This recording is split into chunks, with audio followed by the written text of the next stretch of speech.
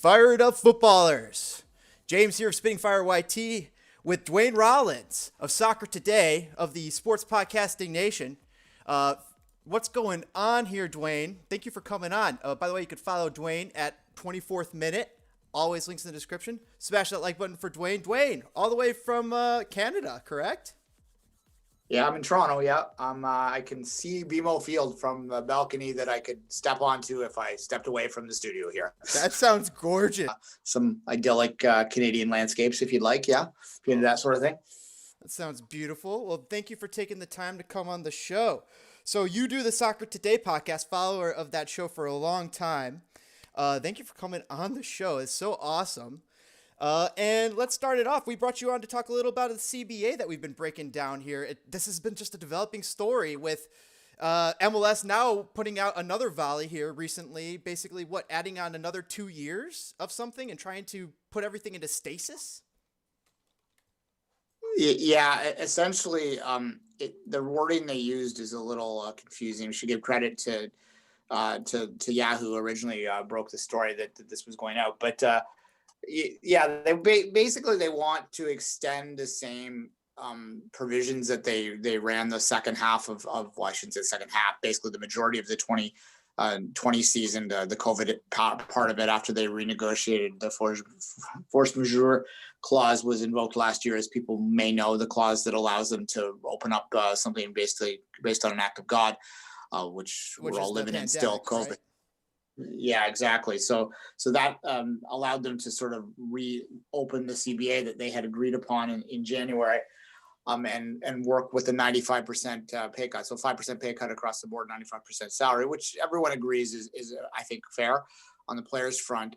They extended the CBA that they had negotiated in January an additional year last year through 2025. With this agreement that they're put on the players' plate, they want to extend it to 2027. That seems like it would concern players because that locks them into such a longer deal.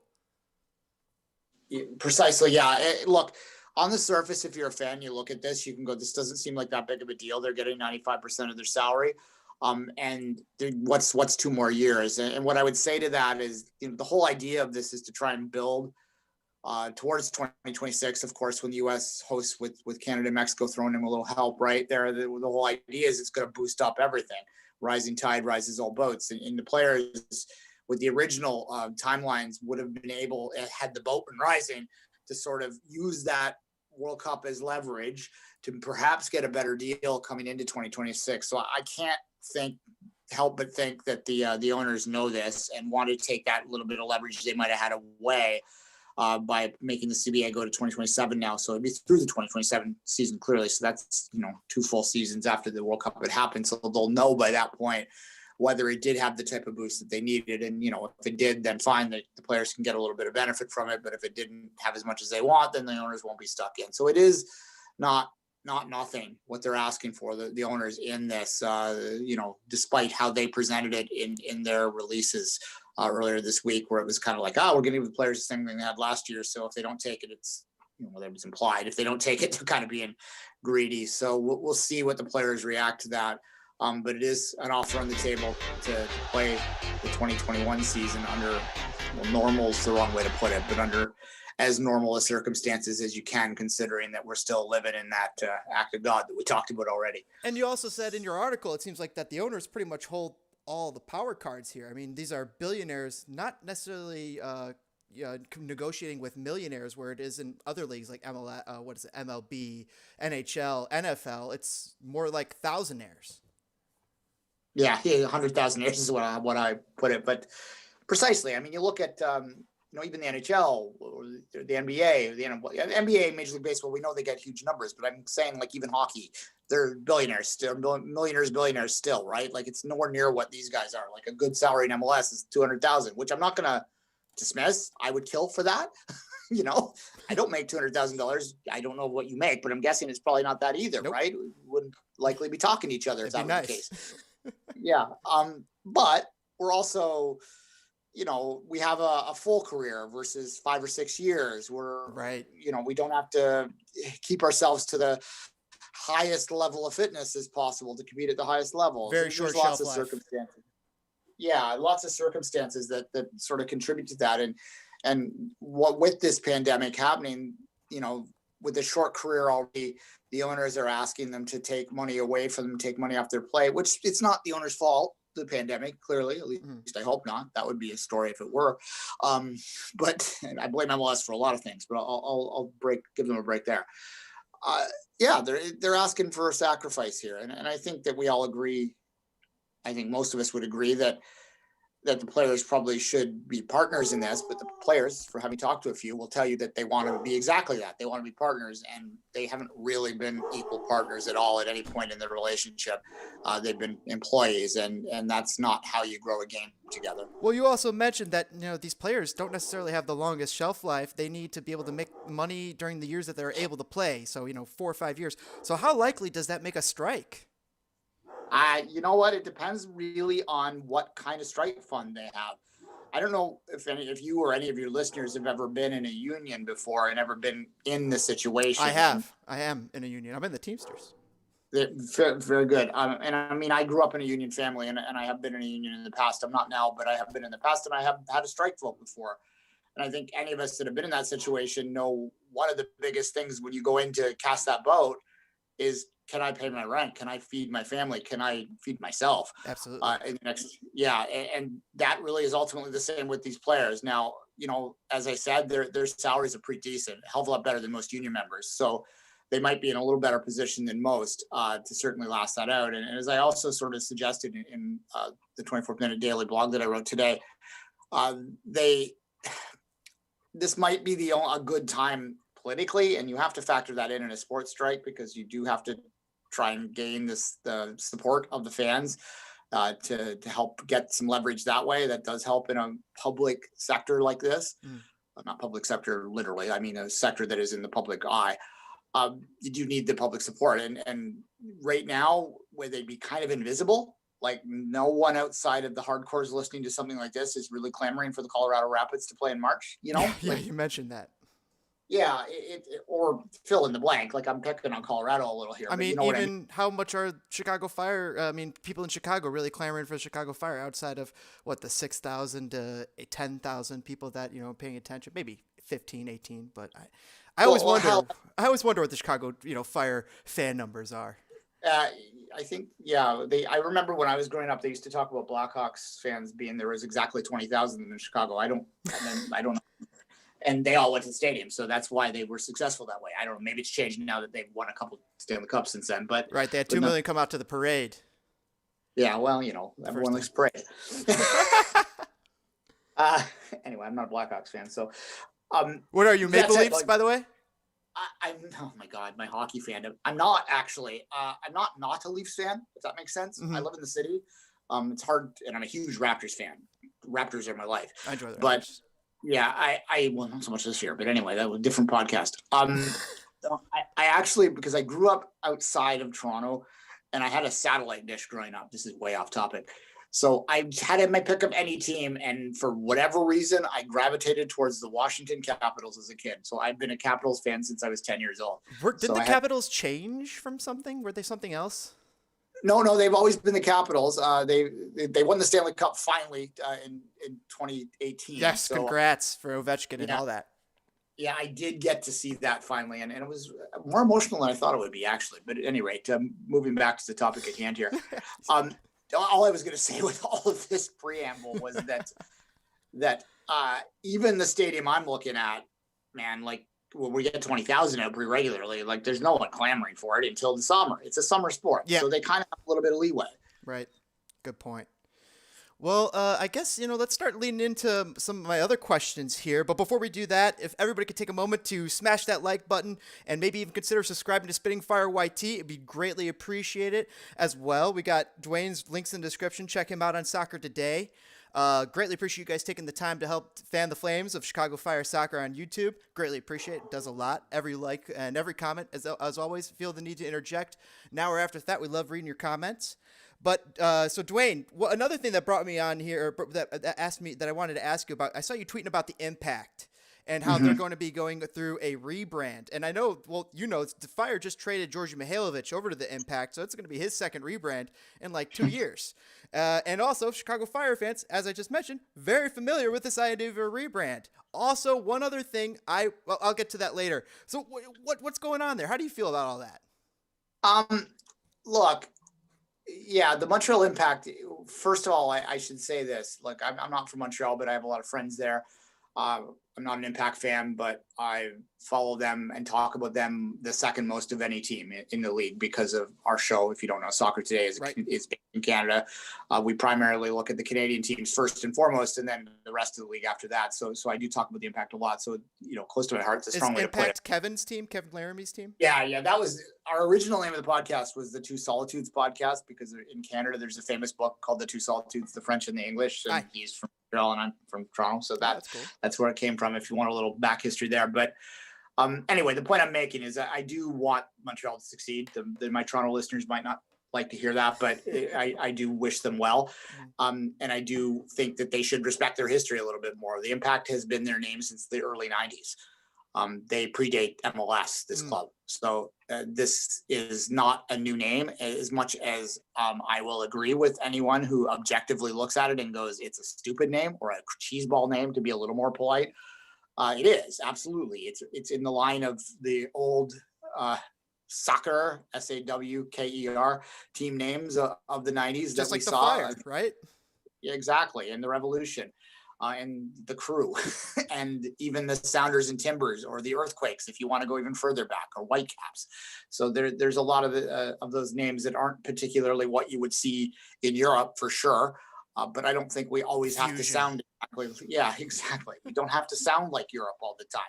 I mean, I'm not opposed to teams that. I never thought about that, Duane. Like, you just said something. Like, you're absolutely right. I mean, like, all of us are kind of focused. Oh, let's be like Europe. Oh, let's all be Euro snobs. Oh, let's bring that stuff over. I mean, you got Liga MX with some very interesting, cool names too. But Chicago Fire and Montreal Impact, New England Revolution, these are, I mean, different names that maybe should be celebrated. But at the same time, I'll tell you this: it sometimes comes off as a little amateurish, like it's like, the Chicago hot dogs up the road, right? Well, no, yeah, precisely. And that's part of the thing you mentioned.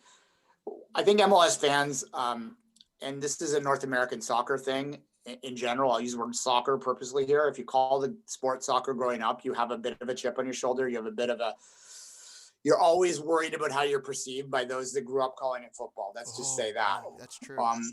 So we worry too much about it. You mentioned the Liga MX teams. The current champion of North America are the Tigers. If we don't call them Tigers and actually just translate the name, they're just called the Tigers, right? Like, right. Is that, it's a nickname. Just like Detroit. Exactly. So it's not like this is unique in North America.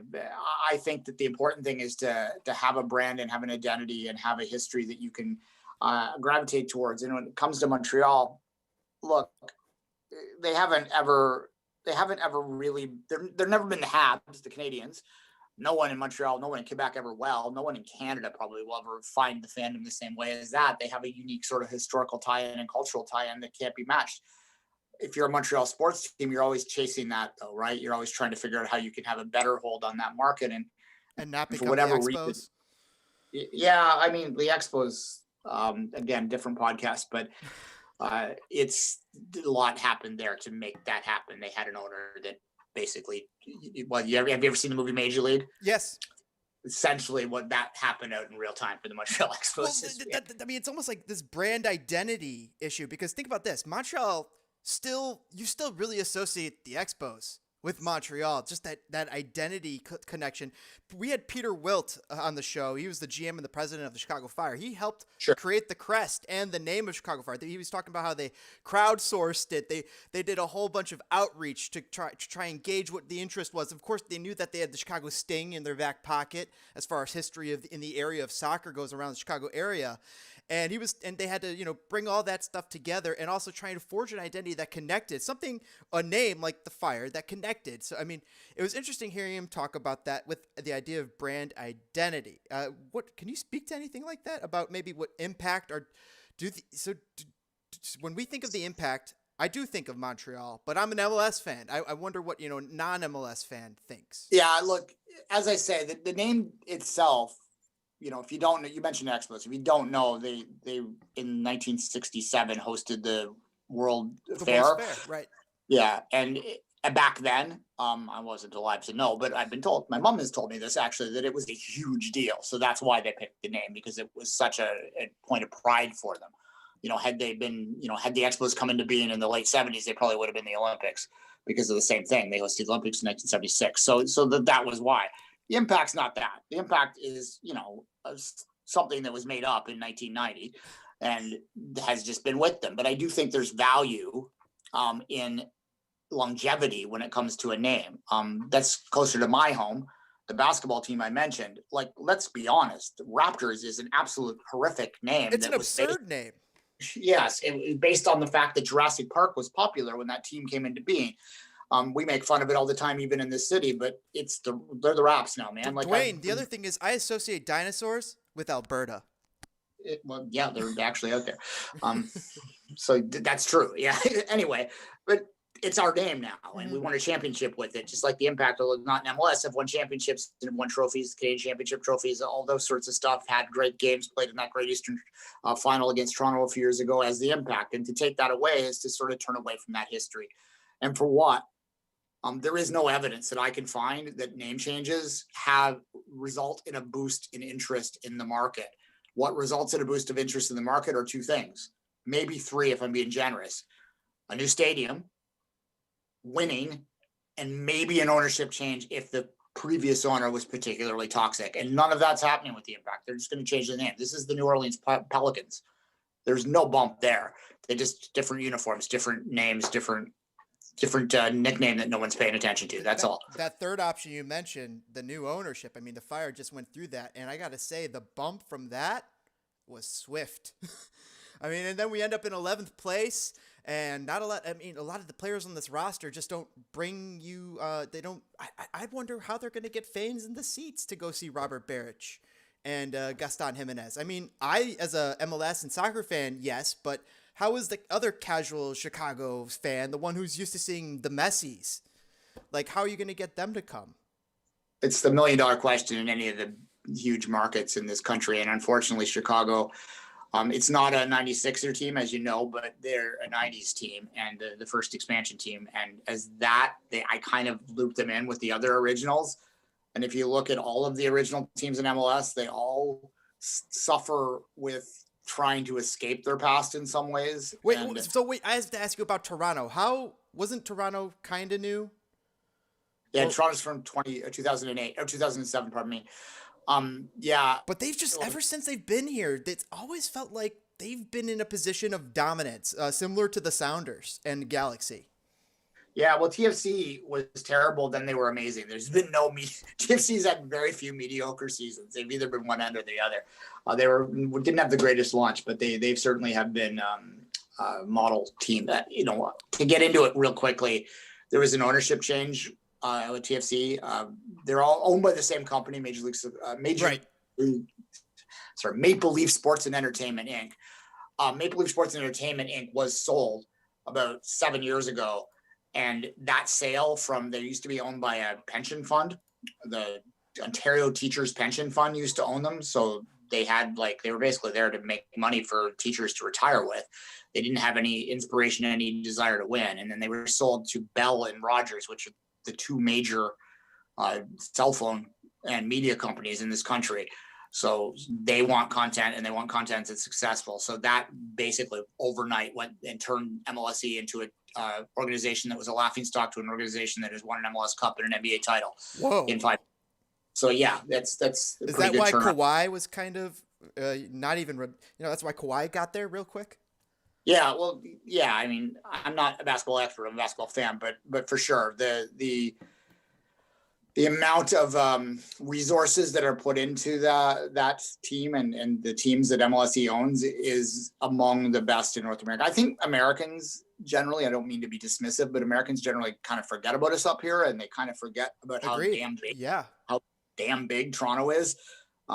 We're the same size as Chicago, basically. Yes. Like Chicagoland and the Greater Toronto area are basically the exact same population. We got like you know, 10 million kind of like Chicago and all surrounding us. yeah, and if you go to Southern Ontario, it's the same thing. So the money's right there. It's one of the biggest markets in North America, and finally, the money, although our money is different, of course, and that is a challenge. And the passport, the difference is a challenge too in attracting players. So we have some of our own unique issues up here. But can you speak to that? Because like, I mean, I'd never thought about that, but I realized that when I was watching a Wayne Gretzky doc, and I was like, whoa, I'd never thought about how Canadian players are getting paid in Canadian money, and that totally changes deals and whatnot. And well, they're paid in American money, but so their salaries are the same as they'd be paid in the States. But that means that for the teams, they have to make 25% more. Oh, whoa.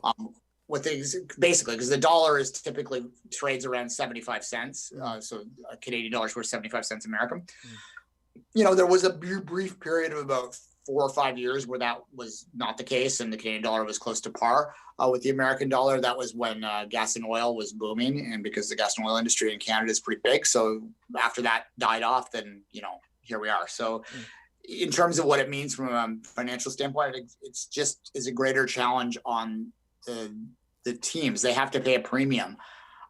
There is actually from a player perspective, if you're paid in American dollars in Canada, so you're paid whatever $2 million Canadian or American, well, that's essentially you're getting paid $2.25 million Canadians, and you're paying all your bills in Canadian dollars, and that kind of offsets a slightly higher tax rate up here. So there's been studies done that show that there really isn't more expensive for a professional athlete to play in Toronto as it is to be playing anywhere in the United States. But the perception by athletes is, you know, oh my God, the taxes are so high up there. So it is a challenge in attracting free agents, as well as just dumb stuff to me anyway. Dumb stuff is not dumb to them. Right. They turn on TSN, which is our equivalent of ESPN. Mm-hmm. It's owned by ESPN actually. And they put Sports Center on and they go, why is it spelled with an RE in the end of center instead of an ER? And why are they showing me curling highlights? Yeah. Yeah. Okay. I definitely can relate when I'm seeing Sports Center back in the day. Some of my old hockey broadcasts. Was a big hockey player. Yeah, there you go. Yeah, no, it's like I joke, but there have been basketball players that have left the Raptors that have said that one of the reasons they wanted to get out is because they missed their ESPN. It's like no one ever taught them what a VPR or VPN. VPN. But anyway, alas, that's MLSE should hire someone just that teaches them how to run a VPN. Anyway, I'm sure they could just get a satellite hooked up. They run TV stations. Ooh, I smell a job. I smell a new potential job. Somebody wants to hop in the market. I'm just kidding. Yeah. Or just teach them to appreciate curling. That's fine. Curling's okay. Duane, this has been really fun. I really appreciate you coming on the show and talking about all this stuff. It's been really fun talking about you and getting your perspective on this. No problem. But I know we ventured off into we're a sports show, so we don't mind. We love venturing off and talking all sorts of stuff here. No problem. Anytime. But I guess I have one last thing here. Now the Impact are changing their name, correct? Yeah, to CF. It's CF Montreal, which is we think it's either Club de Football Montreal or Club de Foot Montreal. If it's the latter, Club de Foot Montreal, which is what most people have seen, that seems weird. It's essentially the equivalent of calling it the Montreal Footy Club, is what they're going with. Is that cool? Is that good? I think it's kind of generic. And the footy thing is like, you know, it's like that meme with like, welcome fellow young people. Like that's kind of how that plays to me. But yeah, it's up to the Montreal fans whether they want that. My interactions with them, which admittedly are mostly with really engaged Impact fans, has been entirely negative. Really? Maybe 95% negative towards it. Similar to the Fire with their rebranding stuff. Yeah. Yeah, and when the Fire rebranding stuff started to get rumored, my memory of it is that they were originally looking at maybe dropping the Fire name. Well, and that's what I'm getting at. I think that actually is still on the docket. Yeah, well, I think that would be a mistake. And if they go with Chicago Football Club, then I'll just laugh at this point. It's just become laughable. Every team that comes in is some version of soccer club or football club. And at some point, to me, the reason that's happening, I've worked in marketing before, and I know that marketing is always obsessed with finding, you know, looking at market studies to see, you know, what is preventing you from attracting new fans. And I suspect that somewhere in MLS head office, they've done some kind of study that shows that the brand awareness in markets is low, so that they ask, some random fan or random person, like who the Montreal Impact is in Montreal, say, stick with that, or the Chicago Fire for that matter, and they go, I don't know, this is a major league, like a minor league baseball team or something. Like, these people have no intention of going to a game. They're not going to go to the minor league baseball team that they think exists games either. Yeah. But because they find out that they think it's not, they don't immediately associate it with a soccer team. They want to brand it in such a way so they know it's a soccer team. That's the only thing I can come up with of why all these teams are constantly being named that, because, I can't think it's a fluke that you have two different expansion teams come in this year, be announced this year, and both of them end up with that generic name, like in some version of it anyway. Well, that's what makes me think that the Chicago Fire are secretly planning a name change here in the next 2 to 3 years, especially because they're going back and they're going to redo the crest, they're saying. And right now, the hashtag for Chicago Fire, they're trying to change it from hashtag CF97 to hashtag CFFC, which, I mean, you could pretty much just drop the other F and that becomes Chicago Football Club, right? Yeah, exactly. Yeah. Look, I mean, on one level it's frivolous, but on another level it matters to people, and you got to be careful, because if you drive away your core audience, let's think about this as an analogy of a bar or yes, a pub. If you drive away your regulars, that you might get a brief bump of new people that come to check out your dive bar. But when those hipsters go back to their other dive bars or go find a new fun thing, what you need are those regulars. And if you push them away and they don't come back, then suddenly you're just closing shop. And that's kind of how I view these things. Duane, I wrote about this the other day on I was asking this very question just to myself on our little Chicago Fire subreddit, Chicago Fire was it Spitting Fire YT subreddit for our show, and you kind of are explaining it, and I needed somebody to kind of debate me on this, and it sounds like you're able to. I mean, it's just like, how highly do we really think that the corporate half of the Chicago Fire really values those core fans? I don't think they value the fans that much. I think that there's almost zero work being done to retain the core fans outside of, a couple Twitter interactions and some cool marketing stuff on there. But I think in addition to that, they're keeping a future name change a secret, because they're going to redeploy a new crest. Rumor has it was going to look like the Red Stars crest. We've had on pretty good reliability, pretty good source showing that it might look very similar to the Chicago Red Stars crest.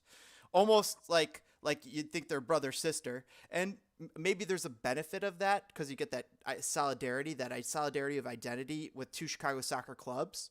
So there's a benefit there. So I don't know. It's just like thinking about this, but at the same time, I feel like they don't value the core fans like you were saying in that bar scenario, and they're trying to get these new fans into Soldier Field, because here's the other thing: most of those old fans were they were in Soldier Field for a time. They moved, but they weren't coming for a while. So the Fire engaged in the deal where they moved out to Bridgeview. They've been in that stadium for years. Now, in the last 2 years, they've moved back to Soldier Field. So they are trying to recruit a new class of criminal, a new fan base, essentially, a new demographic. So, I mean, like, I think that they might be eschewing somewhat the regulars of the bar. It's... I can't debate you, because I agree with the general thesis that MLS teams, if not outright are dismissive of, they're at least they take for granted of those hardcore fans, we'll call them. And they, the reason they do, I think, is because they basically view them as, these are the guys that they're soccer loyalists, that they're going to show up to any soccer product you put in front of them. They're always going to be there. We can crap on them, we can ignore them, we can not take it, we can take advantage of them, and we might lose 10% of them, but 10% new ones will come in. These are the people waving flags and screaming at you on Twitter. And in some ways, I think the teams kind of resent them a little bit, because they represent maybe 5-10% of their fan base overall in terms of people that buy tickets in a given season, but they're like 90% of their headaches in their mind in terms of policing in the stadiums and having to deal with anger and all those sort of things. And they kind of want their cake and to eat it too. MLS, this is across the board. This is not a Chicago thing. I see this all over MLS. Like they the famous analogy here is they'll be happy to show flares and smoke and all that sort of stuff, which, I honestly could care less about that stuff. I find it fun when I'm in it sometimes, but I'm like, it's not the be all end all. But I do get the hypocrisy of MLS using that as a marketing image, but then kicking people out for it. That's kind of the cake and eat it too. And it's the same thing, just in a general sense. Like, they're going to take advantage of those fans because they think that they can do anything to them. It's like an abusive relationship. Whatever they do, they're always going to come back, and they kind of act that way. And that's always been my feeling. And, I've seen it, in the city that I'm in too, to the point where they kept raising prices and prices and prices up in the supporters area, until the supporters organized here and basically revolted and said they were going to walk away, even though there was nowhere to walk to. That's a hard thing to do, though, as your soccer fan. And anyone listening to this that loves the game really honestly have to ask themselves, like, what would a team have to do to have you completely walk away? Yes. It's not losing. If you're in Chicago, with all due respect, it's not losing because you're still here. Right. And it's been a long time. Is it being ignored? Well, I mean, you're still there. It's like, what do they have to do? Maybe it is change the name and take all of your history away. And that might be the step too far. And I would say that you live in a big sports market, and there are other options if you're really dedicated to the sport, that you could go up to Madison, go watch the women's team, watch other college soccer, whatever. There's always a way to get it fixed. Right. We can't just be completely blind to the loyalties if we don't want to be taken advantage of. But it's not mine to say. It's Fire fans to say that. Well, thank you for that. I appreciate your input and your insight into that situation, especially because you got the marketing experience. That was awesome. Duane, if you got any final thoughts here, where everybody could find you, maybe a shout out your podcast again. Sure. Soccer Today is daily at 11 a.m. Eastern, so 10 a.m. Central Time. You can get us sportspodcastingnetwork.com or on the Twitter account, the show's Twitter account, which is Soccer Today SPN. And you can follow me on Twitter at 24th Minute, which is 24th minute, like the number 2 and 4, which I'll cut you off. It refers to the minute of the first ever goal TFC scored. So there you go. Very cool. Awesome. Everybody, go check Duane out there. That is fantastic stuff. I have all of his links in the description. And everybody, if you could all take a moment to smash that like button, consider subscribing to Spitting Fire YT. Hopefully today was the day we earned your subscription, on our way towards 300 subscribers. I know Duane's got a lot more than that, man. You got an awesome big show. I've been following that for years. So it's so awesome to get you on our show, man. No problem. Anytime. I'll talk to you soon. All right, brother. We will catch you guys later. Have a great one, everybody. We'll see you next time on Spitting Fire YT. Later, everybody. Have a great one. Bye.